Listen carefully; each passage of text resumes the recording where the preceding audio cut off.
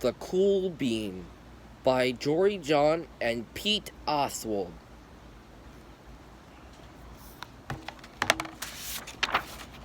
Watch out! Here come the cool beans! The cool beans. Oh yeah, check out how they move. Look at the way they swagger. Notice their sunglasses. Yow! The cool beans are known all over school, from house to house, across town, beyond country lines. In the olden days, last year, we were all one big pod of beans. We were a mixed bag, but somehow it worked. Yep, those were the good old days. And then we stopped seeing each other as much. That's just how it is sometimes. You spend less time together, even though you're not totally sure why. Sigh. I watched as the beans I knew so well, the beans from my own pod, became the cool beans. Oh, they were so cool. One of them could play the guitar. Cool. One of them could draw the best superheroes. Cool. One of them could jump higher than any bean I'd ever known. Cool. Me? Well, I mostly stayed the same. Sure, I made some small changes. I wore sunglasses. Too big. I slicked my hair back. Too slick. I strutted around. Ow! I swaggered. Oof.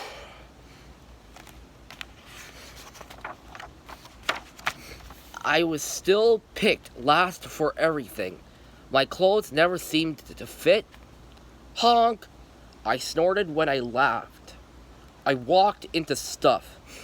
I was an uncool bean for sure. I started thinking of myself as just a common bean with no special skills. I couldn't complete, so I didn't even try. I'd never be a cool bean. It seemed like there were two types of beans in the world. There were the cool beans and the beans like me. The days all blended together. I lived my life and things were just okay. I took tests and ate lunches and mostly kept to myself. The cool beans continued being cool. I mean, sure, I missed them a bit, but it's not like I was going to say anything. I felt like all that coolness had gotten in the way of our friendship. And that's how it went until one day. I was in the cafeteria. I dropped my lunch on my loafers. Oh no, not again. But then something sort of mysterious happened. Out of nowhere, one of the cool beans helped me clean it up. He didn't even say anything. He just gave me a nod. That was it. Later, I was out on the playground. I tripped and scraped my knee and maybe cried a little bit, and everybody saw it.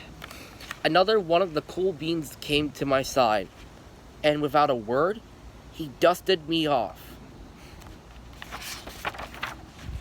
That afternoon, I was sitting in class. I wasn't really paying attention. I didn't notice, but our teacher had called on me. Everybody stared. I sat there in silence. Nobody said anything. And then everybody just laughed at me. That was it. After today, I was officially a has-been. But then one of the cool beans stood up and came over to me. Everybody watched. She leaned in close and whispered, "Hey, the teacher asked you to read from page 32. Then she gave me a quick wink and went back to her seat. It was a small gesture, sure, but it was also everything. I walked home with a goofy smile on my face. I smiled all the way through dinner. That day made all the difference.